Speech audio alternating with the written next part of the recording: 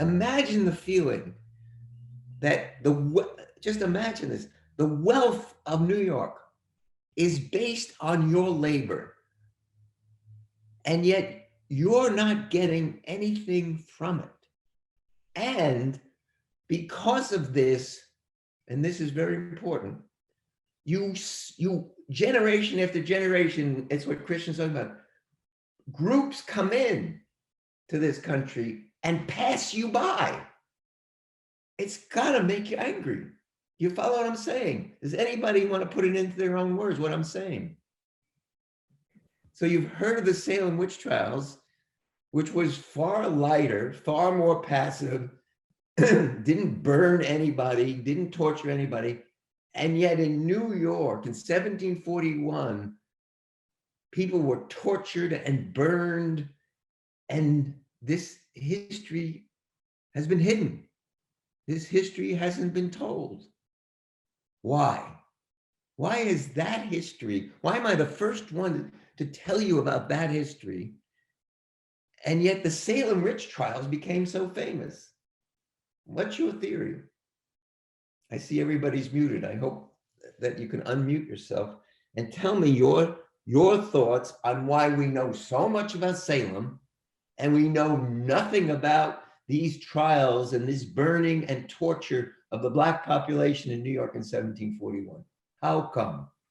Because I feel like we kind of whitewash history, and then we kind of try to suppress the real truth of real stuff that went on to minority groups, and especially with Black people. And it's kind of fucked up, to be honest, because it's, you rather whitewash and bring up little minor stuff than the big stuff that actually mattered.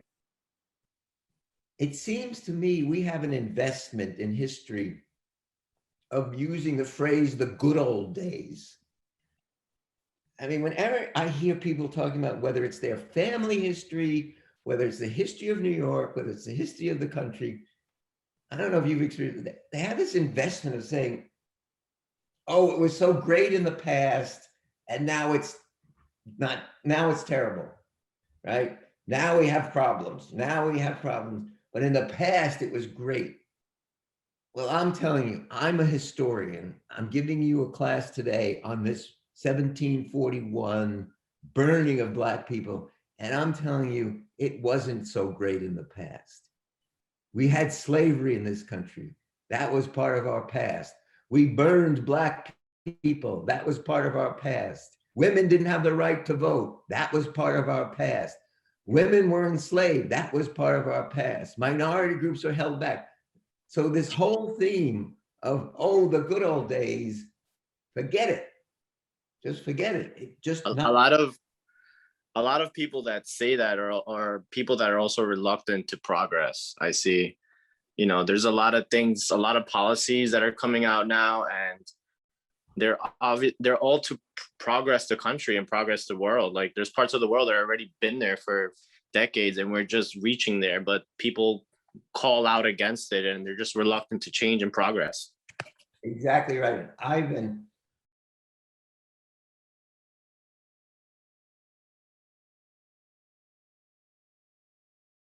Okay, let's get started.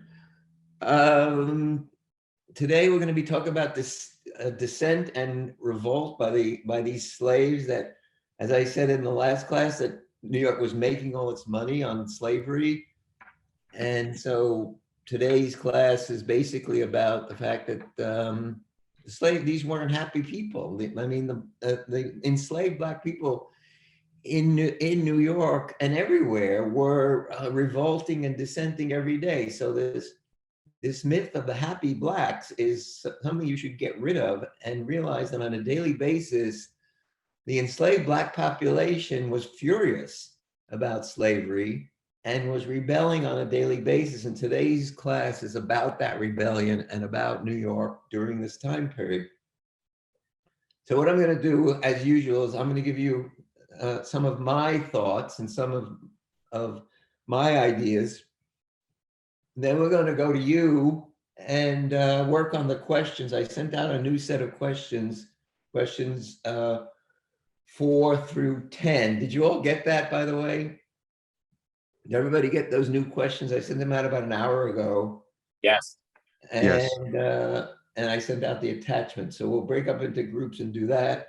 Come back, give some answers to those questions so that you can, to help you write your answers, which are due a week from today, questions 1 through 10. And if we have time, we'll see a video, but I have a feeling because it's a 1-hour class, we're going to run out of time. Arbaz, hello, Arbaz. Brian is with us. Hello, Arbaz, Brian, Ivan. Hey, Professor. Can I see you? How about a wave? Hey, Brian, nice to see you. Arbaz, can I get a wave? Nice to see you. How you doing, Professor? I'm driving through Soho right now, but staying in the class. You know how it is. All right, I feel like I'm with you. All right, so let me say a few words about dissent and about revolt by the slaves in New York in the early 1700s, and then we'll turn to the questions. But some of the things I have to say relate to these questions 4 through 10, which I hope you all have. If you don't, let me know, or send it to Isadora in the chat room, and we can get you a copy. And also, for those of you who missed class on Tuesday, we can send you the video because we're taping every class, so you can get to see that. And there are still 1 or 2 of you who haven't sent me the homework that was due Monday. And let me just say straight out, if you're not getting your work done because of personal reasons, problems because of COVID, problems because of this insane world we're living in, I just need to know about it so that I can help you and give you some wiggle room, some tolerance here and some understanding for what you're going through. So if you're the 1 or 2 that hasn't done the homework yet, please send me a note. Just tell me you're working on it and you've got Professor? some. Yes. Did you receive my homework last night? Yeah, I did. Okay. I did receive it last night. Okay, great. And I haven't looked at it yet, but I did receive it last night, and I have very little to do over the weekend. So I'm going to be grading papers over the weekend. So thanks for that. Professor, did you get mine? I just sent it like 20 minutes ago. Yeah, I got it 20 minutes ago, and you wrote it out. So thanks a lot. It wasn't an attachment, so I got it. All I know is I got it. I haven't graded it, but this group of papers that have come in, I'm going to be grading, and I'll be doing that over the weekend. I'm sorry, and the assignment from yesterday, the class before, I didn't get to submit, and it's due today, right? Can I submit it by the end of class? It's here's the good news. It's not due today. It's due a week from today. Oh, awesome. Huh? Awesome, thank you. I thought I had to do that today too. I made your day. Okay. Yes, Christian. Technical difficulty with my computer, so that's why I haven't sent it to you yet. Okay, send me a note about that, all right? Just so I'm reminded. That's fine. All right, and as soon as your technical difficulty lifts, send it to me. See if you can get it to me before the weekend, because I'm going to spend the weekend grading papers. All right, I'll try. Yeah, try. That's all I can ask is for you to try. All right, so slavery, you can take notes on this and just cite me as RKL when you answer the questions. But let me just make the point that slavery under the British changed from slavery under the Dutch. Somebody asked in the last class, I think it was Tiffany, how did it change and what happened to slavery from the Dutch to the British? And what happened was that under the Dutch, slaves could own property. Slaves could carry a weapon. Slaves could sue in court but when the British took over, slavery changed totally. The British system of slavery, the most important thing to remember that what happens under the British, and I think it's unique to this country, is that slavery becomes associated with skin color, and that slavery was inheritable. It was heritable. Now, what do I mean by that? I mean that it became in the minds of everyone in the colony that if you were Black, you were a slave. And it also meant that your children and your grandchildren and your family would be slaves. This wasn't true under the Dutch. This wasn't true outside of the colonies. I mean, it wasn't true in Europe or in Asia or in South America, right? This remains the only country. I mean, this is a New York City course, but so I'll keep it to New York City. Remains the New York City experience, associating skin color with a social class position, associating skin color, because you're a person of color, you're immediately seen as lower. You're immediately seen as a slave. This was unique. This was unique. It was unique to New York. It was unique to the colonies. Became unique to the United States. That if you travel anywhere else in the world and you do the history of slavery anywhere else in the world, it's just not true. And to this day, people of color have a much easier time outside of this country because of the caste system that was put in place by the British here in New York in the 17th and 18th century. Do you see what's left with us today as a part of that history? Anybody have thoughts about how that sort of has stayed with us?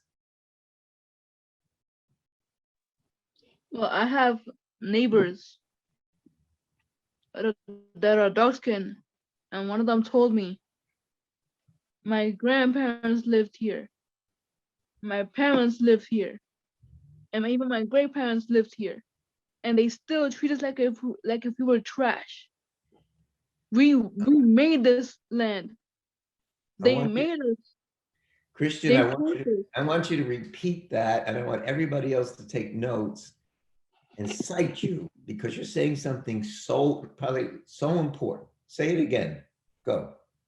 My grandparents made this land. They forced us. My grandparents made this land. My parents made this land. And I'm part of that generation. They think they made this land, but no, we made this land. Brilliant. And it is exactly what I'm trying to sort of say and teach about New York City in this time period, that what gets created is exactly what you're talking about.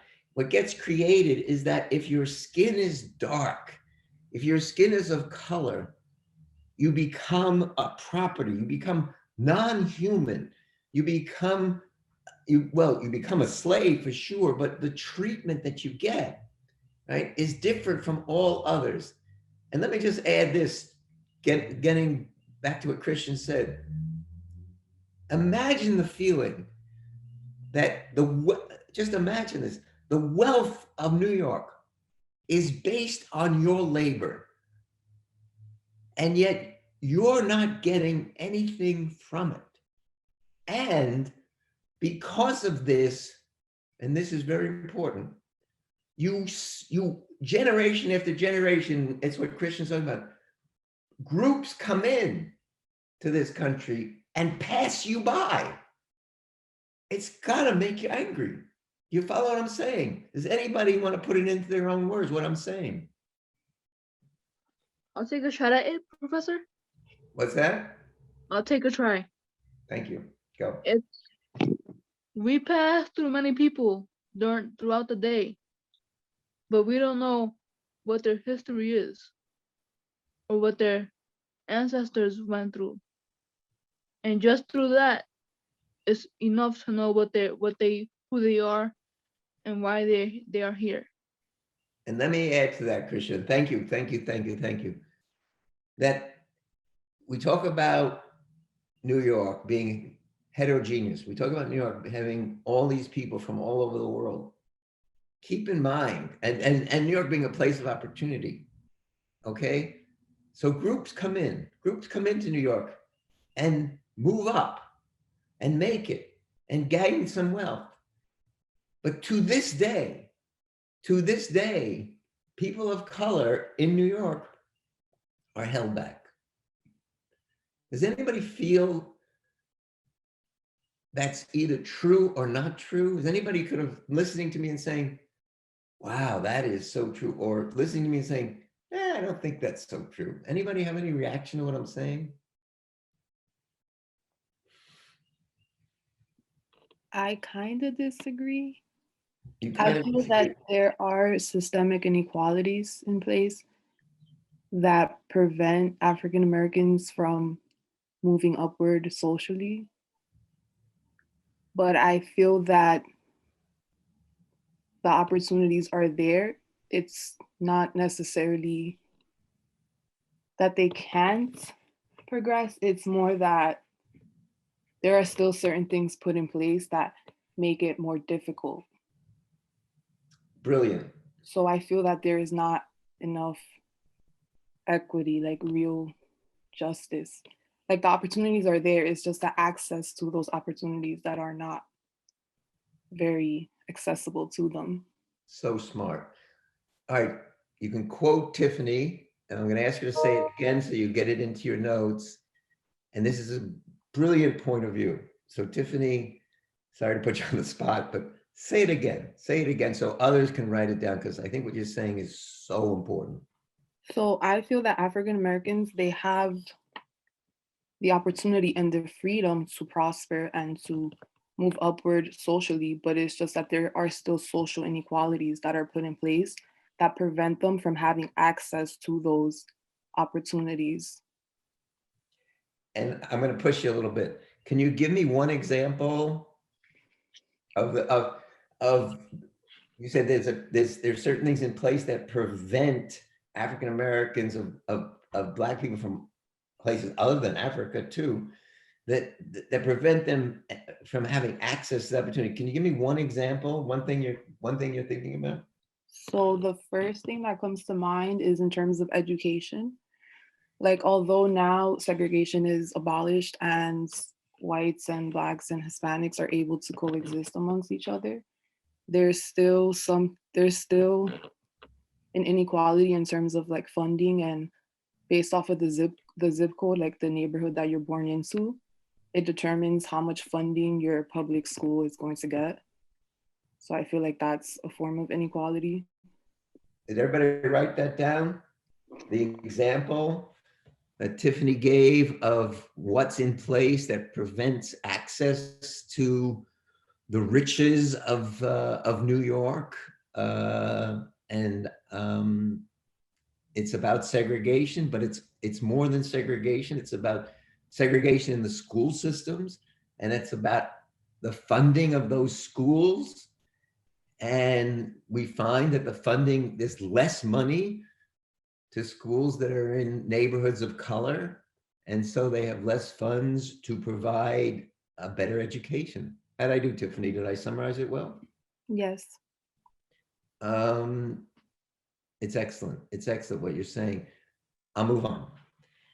So there was a rebellion against this inequality, more than inequality. There was a rebellion against slavery on a daily basis. But we have some specific examples that made the headlines that were left, for us as historians to know about. One of them was actually in Queens, and it was in 1708 in Astoria, and the killing of a white landowner, the Halletts, and the name Hallett's Cove is still around today. And the Halletts were killed by their slaves as a rebellion in Queens, in Astoria, in 1708. There's another rebellion in 1712 where a house is set on fire, and then the whites are killed as they come out of their house. And then after that, 23 slaves were tortured because of this. And it was almost like after that rebellion in 1712, there was almost daily torturing of Blacks in New York City. And this fear of rebellion, this fear of revolt starts to sort of be throughout the city, right? This fear of others, this fear that something bad is going to happen. And I have a feeling it's in New York today. I have a feeling New York has this, because of the pandemic, New York today has this fear that some people are walking around scared and they're taking it out on other groups. Do you know what I'm talking about? Are any of you experiencing this? Do any of you have fears as you go out that other people for some reason dislike you because of who you are, because of what you look like? Well, not in that particular way, but just because they think you're suspicious, they start following you without you even knowing that they're behind you. But do any of you feel like when you go into a grocery store or any stores that they're following you more than they follow other people?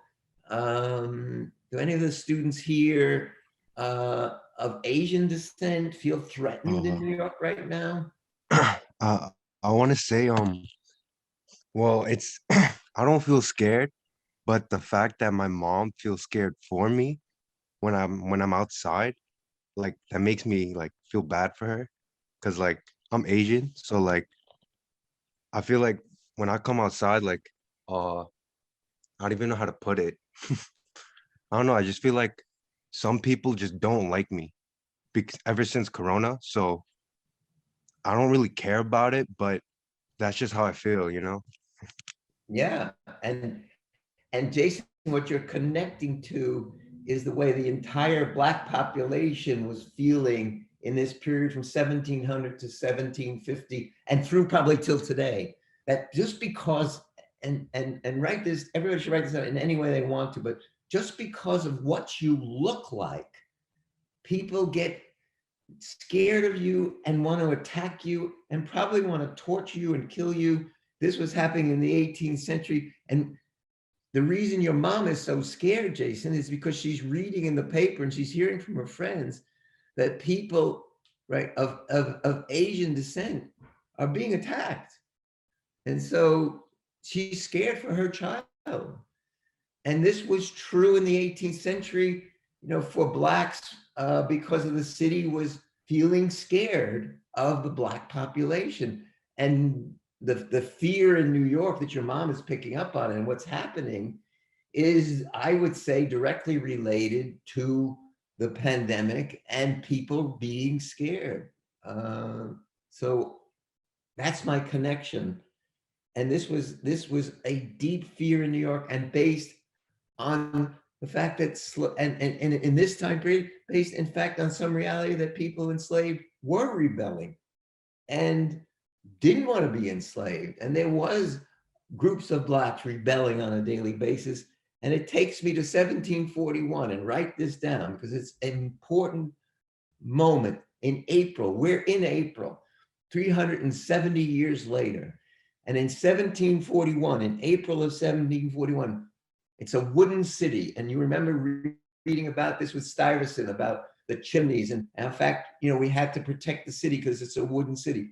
And in 1741, fires start breaking out. Fires were common in a wooden city, but they start happening on a daily basis. And the city, being suspicious of Blacks, being suspicious of slaves, started to blame the slaves. Felt they were meeting, felt there was this rumor that the Black slaves were going to burn down New York.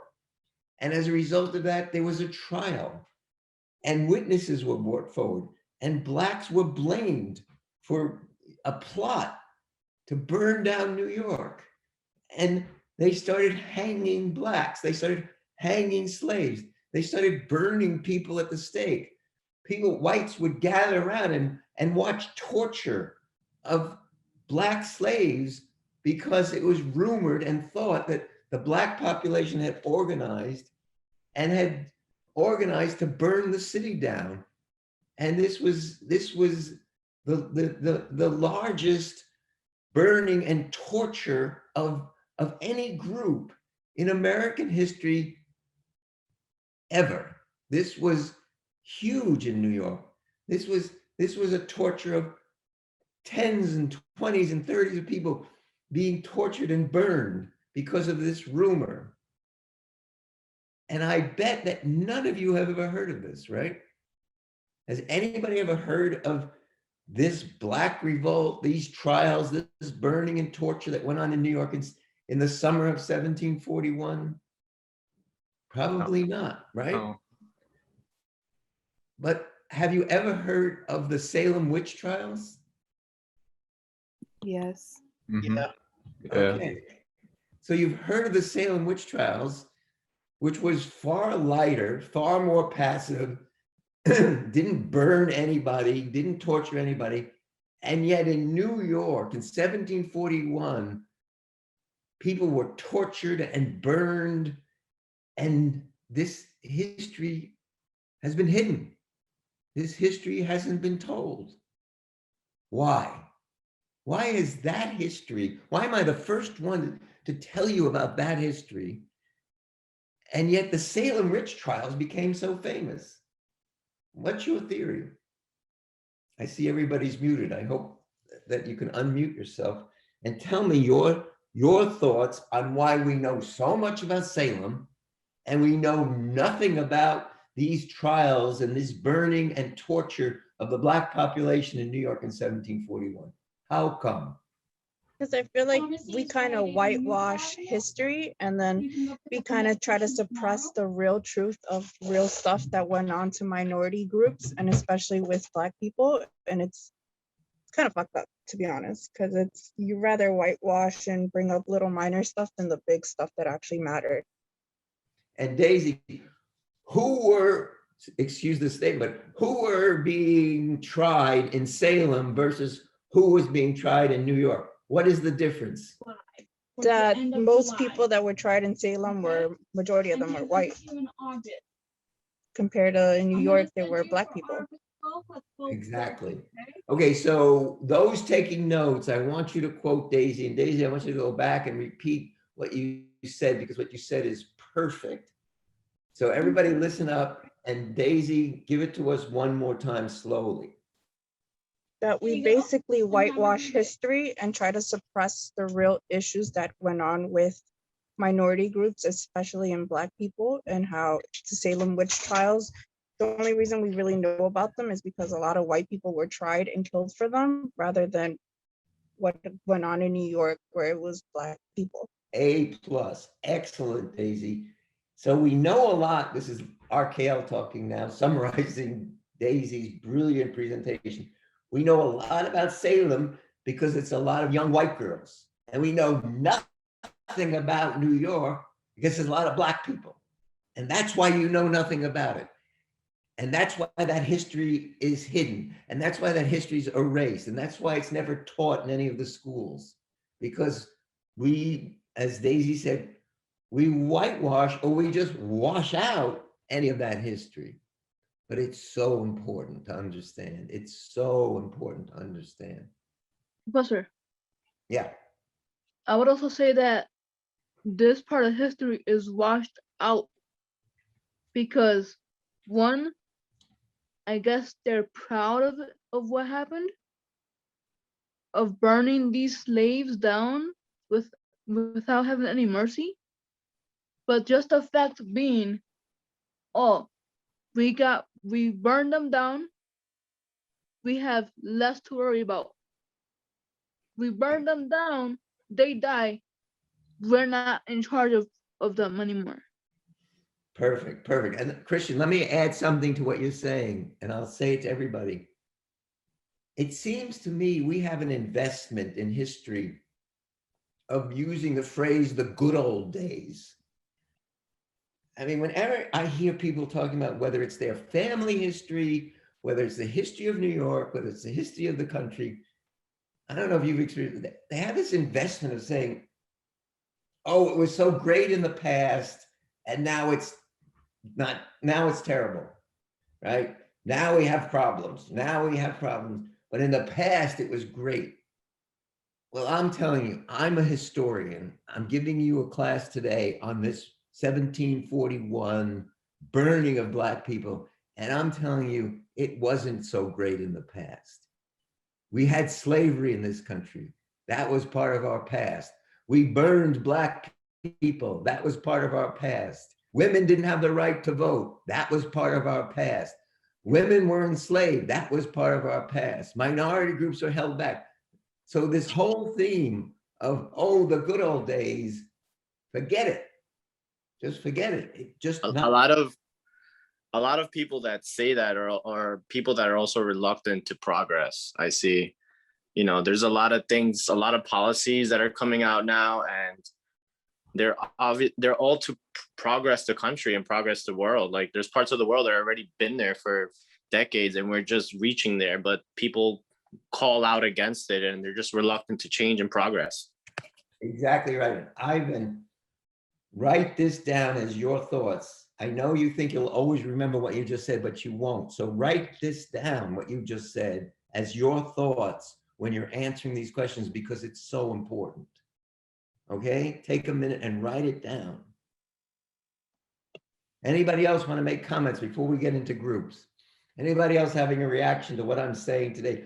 Because I'm telling you, what I'm saying is quite radical. I couldn't have taught this class 30 years ago.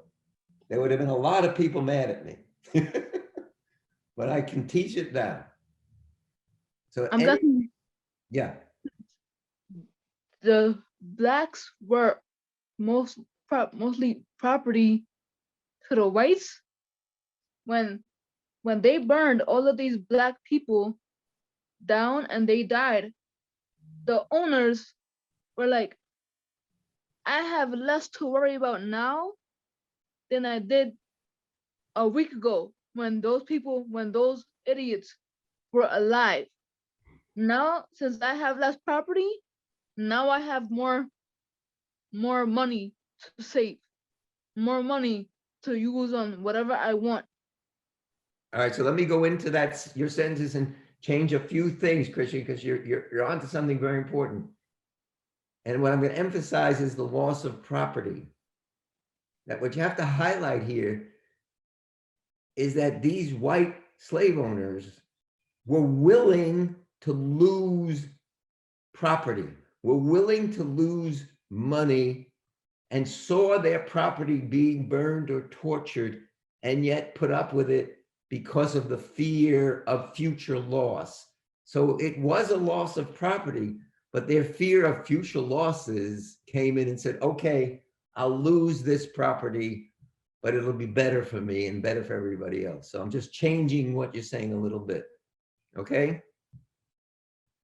Anybody else want to make a comment or say anything before we break into groups? We good?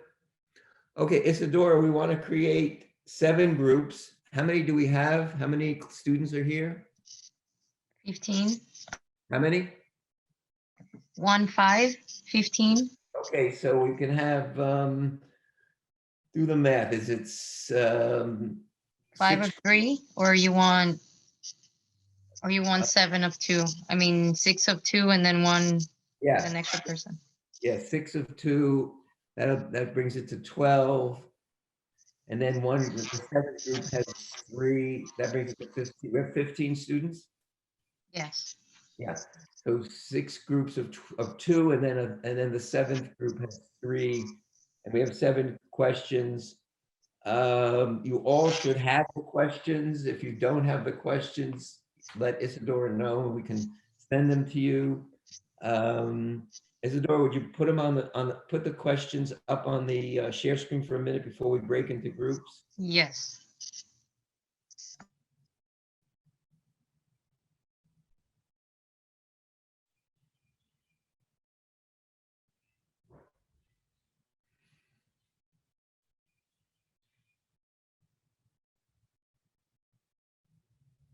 Okay, so here are the questions, and it says question 4, but that's going to be for group 1. So can you scroll up a little bit, Isadora?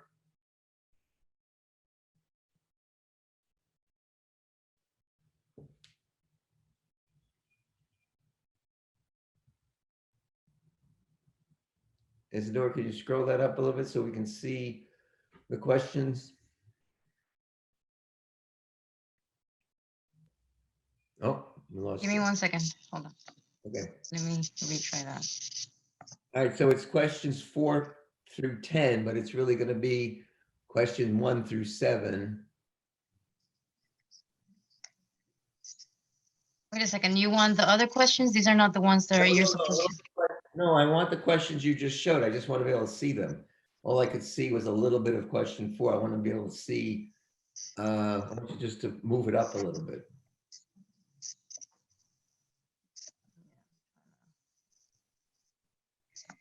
Make this smaller. I mean, just put it back on the way you had it, but I just want you to move the questions up so we can see them. Okay, can you see the questions right now? I can't see anything now. Hmm. Okay, give me 1 second. All right, it's not that important. The students have the questions. And so why don't you create the groups and you and I will come in and visit each group. Group 1 will have question 4, group 2 will have question 5, 3 will have question 6, and so on. So if you're in group 1, you have question 4, group 2 has question 5, 3 has question 6, group 4 has question 7, group 5 has question 8, group 6 has question 9, and group 7 has question 10. You don't Isadora, don't bother putting them up. The students all have those questions anyway. Let's just break them into groups. Okay, so you'll be in groups of 2. There'll be 1 group of 3, and we're going to visit each group to talk to you. And we'll do that for the next 15 minutes.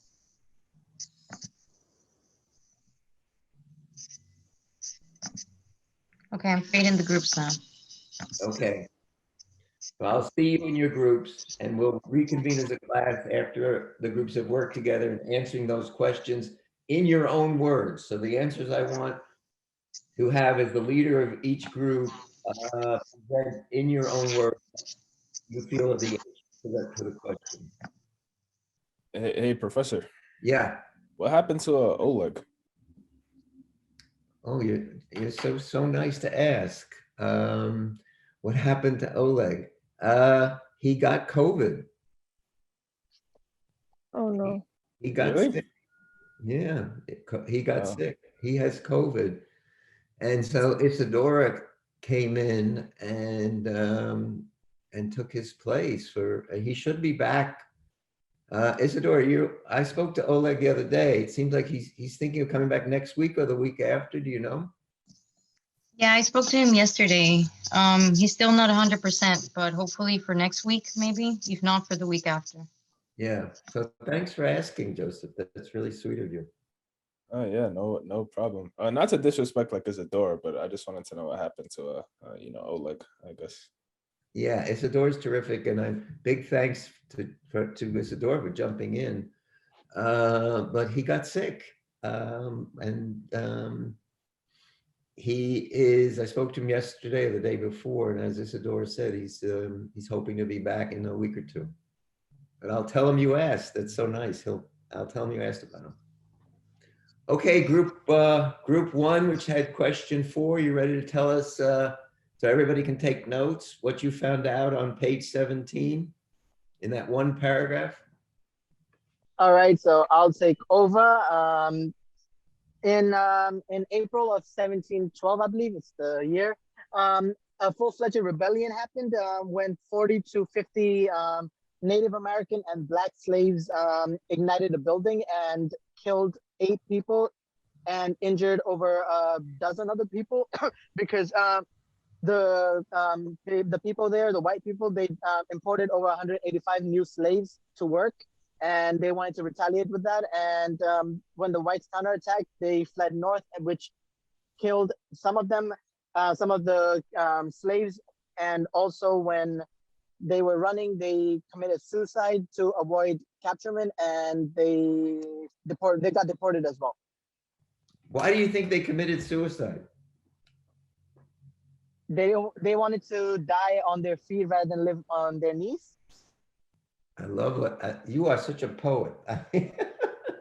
Ada, you've got a great way with words. I love it. So give me some details of what you mean by that.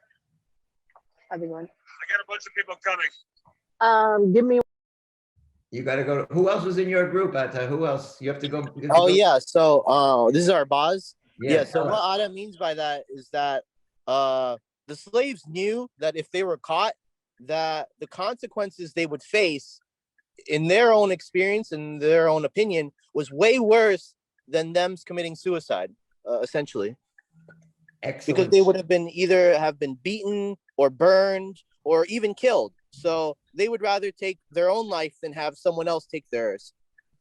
And this is a good example of Arbaz putting his own thoughts into this answer using the detail from what he read. Am I correct, Arbaz? Yes, sir, that is correct. And that's what I want to see in your answer. I want to see that you understand the answer, but then like what Arbaz just did, he takes it in, he owns it, and he starts to think and react to the words on the page and come up with his own ideas. And this tremendous respect for Arbaz's ideas, I want you to feel that in your own intellect. Okay? Thank you, Arbaz. And Atta, if you're there, thank you. Yep, Thank I'm you. here. Sorry about that. No, that's okay. You have to save people. I mean, you're working and that's important, but you did a great job. You really did a great job. Let's go to group 2, question 5. Where's group 2? I got it, Professor. Go ahead, Brian. All right. So the question was, what was the reaction punishment by white New Yorkers? And from what I read, the punishment was usually slow and cruel, and it was really gruesome for the slaves that were captured, because several of them were burned or given death by fire on the wheel. And the slaves that were thinking about revenge usually got deterred because the torturees would display their severed heads for the rest of the public. Wow. Yeah. And purposive Can I just ask you what your reaction was to reading that and thinking about that? Just your Oh, personal, the whole thing, reaction? the whole thing seems really messed up because, all right, like I get that, you know, they captured them, they tortured them and everything, but for them to publicly display their heads was just going over the top. It was too much, you know, because they were sending out a message for anyone, you know, hell bent on seeking revenge. You want to say that again so others can take notes on it? Because I think you're at the heart of the answer here. Sure.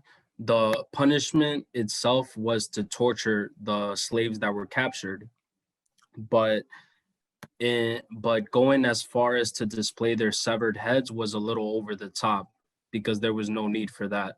But it was just their way of doing things. But get to this thing you were saying about the message. That's what I want you to talk about. They were trying to send a message to deter anyone who was hell-bent on seeking revenge. And is this what Hofstadter talks about in terms of purposive brutality? Yeah, and I guess that was a term to reinforce, what was it? I forgot what it was, but I had it. I forgot it. That's okay. That's okay. Yeah. But what it is this, correct me if I'm wrong, but this brutality was on purpose, and I'm going to use your words, to send the message. To send a message, right. And just for the rest of the class, what's the message? Just say it again. The message to what is the message? To deter anybody that was hell-bent on seeking revenge. And if you were a Black slave, how would it deter you? It would make you feel like, man, if this is what they did to our fellow slaves, imagine what they would do to us if we even thought about seeking revenge. And Arbaz and Atta, does this link back to the suicide? Yes. You get the connection. You get the connection to the suicide, people fleeing, that this would link to what you were dealing with, right? Hello? Are you muted? No. Yeah. So because they committed suicide and they were, what our boss basically said, they tried to avoid punishment. They didn't want to continue being murdered and continue being tortured, so they avoided that and chose a better path out of it. Okay, but I'm going to ask you to pick up on the details that Brian was using. And instead of just the word punishment, Brian, can you give us some examples of the punishment? Yeah, several of them were punished through being burned, and others through the wheel, which I guess was I don't really know what the wheel was, but it sounded pretty bad. What's your imagination of someone using the wheel to torture you? What would you imagine? What's that? I don't know. I guess maybe with the wheel they get cuffed, and I don't know. It just sounds crazy. All right, will you look it up and I'll send it to me and I'll send it to the rest of the class? I'll look it up. Yeah. Look it up. And right. Just before we end, Brian, did you have a personal reaction to what you were reading? Yeah, I mean, a lot of the people that were being tortured and everything, that's really bad because, you know, they could have dealt with the slaves in a different manner rather than just, you know, torture them, you know, because torture and then killing them is two different things. Killing them, they're just getting rid of them, but torturing them, they're trying to send a message to everyone else that they're not to be messed with. Yeah. And for the rest of you, it gets back to Brian's talking about the message. I think, you know, that's so important. The details underneath this torture, this gruesome, cruel, slow torture. Brian, send us what you can find out about the wheel. We've run out of time. We will start with group 3, question 6 on Tuesday. Everybody get outside, enjoy the sunshine, enjoy your weekend. I'll be grading your papers over the weekend. I really enjoyed teaching you. Take care of yourselves.